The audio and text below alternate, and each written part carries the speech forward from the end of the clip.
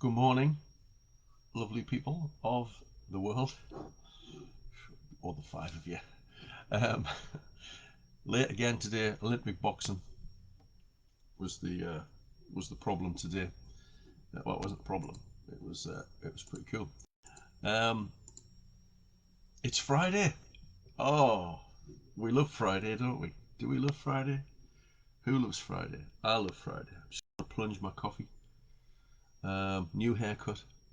It's all happening. It's Friday, and as you know, this Friday is the most important day of next week, as well, you know.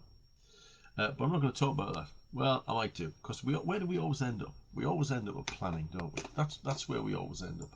But what I was going to tell you about today um, is a podcast I was listening to. I think it's on Audible. I think you have to be an Audible subscriber. You kind of lose track of where you hear these things, don't you? But if you've not come across Bruce Daisley before, Bruce Daisley's really good at talking about these things, and he wrote a great book which is up there called The Joy of Work. The Joy of Work. Imagine it. Imagine work being joyful. Well, it can be, and in The Joy of Work, he talks a lot about that, and it's an interesting book. Not only for us as individuals, but also for managers. He talks about things like where to put the kettle and that kind of thing to create spaces to kind of cooperate in. And he talks about that because obviously this podcast is called No Office Required, because obviously this is the big thing that we're all contemplating now, isn't it? As we move, hopefully, out of the. I'm still plunging my coffee. There's just so much coffee in there that it's hard to push down. As we move out of, as we move to a place where we can probably do either thing, work at home or work in the office, we need to think about, and he does this in this podcast. We need to think about um, which is best, and the overriding the overriding thing that he contemplates and that the research shows is that whether the office is better or home is better depends on a couple of things. It depends what you're doing, um, because the office is better for doing some things, particularly creative, collaborative work, and at home, in glorious isolation, in monk mode, as he calls it, um, in his book, is much better for deep work where you need to not be distracted because you're probably, and that comes to the second point, you're probably going to have more control over that kind of thing at home. It depends on, but it depends on, as well as that, it depends on how good the office is.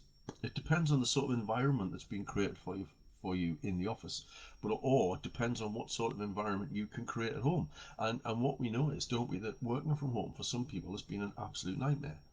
And working at home for some people, me included, as being great. I have the luxury of this space to work in, which is away from the house. So it's all good. Um, so he goes over a number of these things, and I think they're really worth sharing.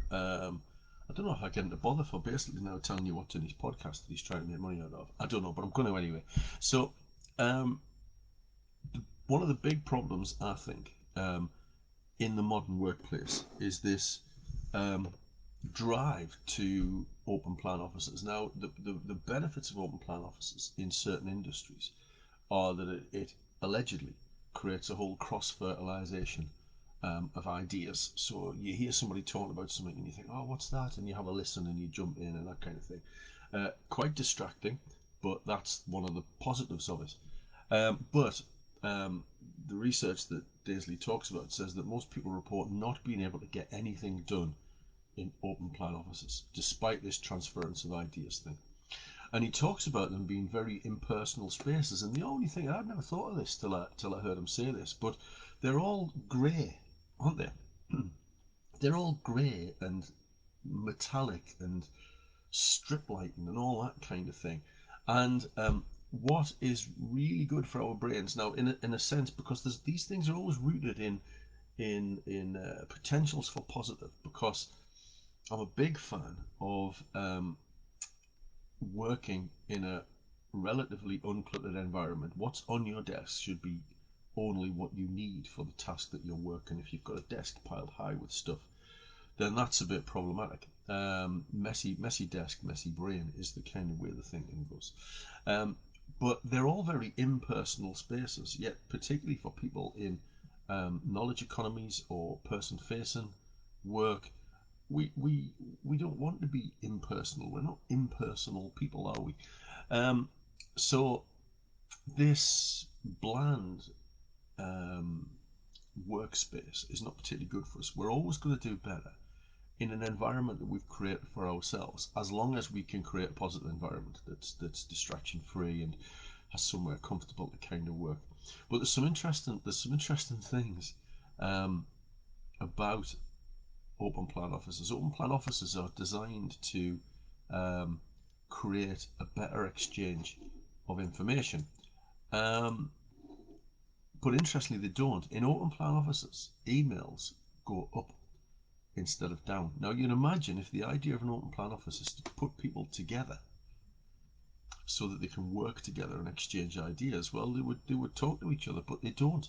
Email usage goes up in open plan offices, and people report liking their colleagues less when they work with them in open plan offices, and that's really interesting, isn't it? Well, it's because you're right next to them, aren't you? We go to work, not to generate friends, even though work does that. And it can, it can be an important part. Those social connections are important. I'm not denying that, but many times we just want to get down to work, don't we? So there's that. The benefits of the home environment or being in a quiet space, productive space, is maybe you can get into this state of flow that I often talk about, and that's being able to move through your work effortlessly, I suppose. I'm not saying that you don't have to engage in effort in the tasks, but you move between tasks. You move through your day effortlessly without having to get into that anxious state about kind of what to do next. So sometimes it's much better to be able to plan and contemplate that in a quiet space. So so there are some problems about working um, in offices. Working remotely can be productive, and there are some stats about that. 63%. This is interesting. 63% of people say working in the office helps them work more productively. So that's good. More than half people say that working in the office is quite helpful. 82% of people say that working in the home environment helps them to be more productive. But interestingly, in the people who said working in the office was helpful, that's 63% as an average. It ranged between lower than that and 100%, and it was dependent, like I said before, on the sort of environment that's created in the office. So the environment is important. It's not just your subjective analysis of the experience. It's what kind of environment have you been able to create. Working at home can clearly be productive as long as you don't procrastinate. You know, and in that, self-discipline is crucial. Being productive is hard. It's hard work. The work we do it's hard work. And interestingly, this is one of these things about flow. Interestingly, that the harder you try, the less likely this flow state will happen. You've got to set the conditions and let this flow state emerge. So mornings are crucial. Not all hours are created equal. So and these are important things for being at home. So and if you are at home, your environment's everything. Your own office is ideal if you can do that. If you can create a space that is only for work, that's perfect. We can't all do that. And what Daisley was saying is, if you can't do that, what is crucial is that you create a space where you can bring your work to the table, literally, do your work, and then clear your work away from the table. So he talked about people who have a shelf in a cupboard, and everything goes into that shelf in the cupboard. A bit like people who hot desk. This is the thing, isn't it? I must admit, I've never worked. Hot desking was as I moved into academia. Hot desking was just kind of hotting up, and we were about to do that at the university when lockdown occurred. So Dean knows where we'll end up with that. And the idea is you have a cupboard, isn't it? And you put all your stuff in the cupboard and you take it back out. Well, if you're at home and you haven't got space, then that's also the best way to kind of to do that. Because what you're looking for, I don't like the concept work-life balance. I've talked about that many times before, but you have to be able to transfer from thinking about work to thinking about life, and what's important with that is your shutdown strategy. And part of your shutdown strategy needs to be that detachment, that psychological detachment from work. So there are some things that you can think of if you're working from home and you're having to do that at the kitchen table or in the bedroom or whatever. Then think about how you have that shutdown strategy to put work away. One of the people in the podcast that Bruce Daisley was interviewing said that they advise, if you can't clear your space away because you've got to have your computer out on your desk and your desk's in the bedroom, is throw a sheet over it so you can't physically see it. And she said she suggests the students to do that as well, because obviously lots of the students that this woman was working with were still living with parents, or living in a bed sit, kind of student accommodation thing. So throw a sheet over it so it's hidden. Get a nice one, get a pretty one, and throw that over it. So the secret for working from home is to create these boundaries. Have a set of rules about when you can work and when you shouldn't be working. Have a definite cut-off point. It won't be 9. It won't be 5 o'clock. It won't be a 9 o'clock start. It won't be a 5 o'clock finish. That's not the way the modern workplace is. But it might be that the maximum you'll work to is 7, and the maximum times per week. She talked about her and her husband both work at home. This woman that was being interviewed, and she said that they have a cut-off time. I can't remember what she said it was, but they have a cut-off time. But they also have a card that they can play um, once a week or once a month, I think she said, where they kind of go, I'm playing my card, I'm working this Saturday, I'm playing my card, I'm working till 10 tonight. But they're only allowed to do that once in any kind of given period, because we've got to try and kind of control that boundary somehow. Um, it's an artificial boundary. I say it, if you hear me talk about this, it's an artificial boundary, because work and life are just so intertwined and interlinked that they're just so hard to separate out. I talk about stress in relation to this. We bundle all of the stress from work up into the suitcase of our minds and carry it all home, and then unload it all there. And we do the same in the other direction as well. But what we have to be able to do is psychologically um, stop being at work and psychologically start being at home. So transitional rituals, she calls them in this interview. So having a cut-off point, but having a card to play when work's intense and you need to do it is really important. She talks about having only have a particular coffee mug you only use when you're working, and have other coffee mugs you use when you're not working. She also said that she lights a candle. So when she starts work, she lights a candle. And she blows the candle out when she's finished work. She's given her. We're not that bright, honestly, right? We think we're so advanced. We're not that bright.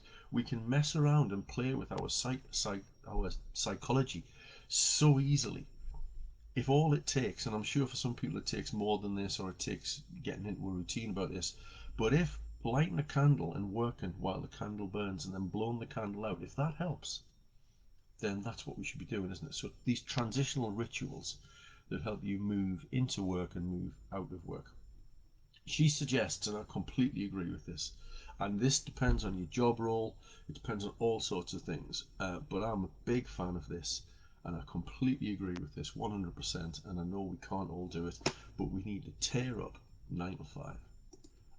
I'd argue we need to tear up 9 to 5, Monday to Friday, but that takes a whole step change in the way we view what we do and how we do it. Some people can't do that. If you're working in a factory, or you're working, or you're working shift work in a hospital or whatever, then you can't do that.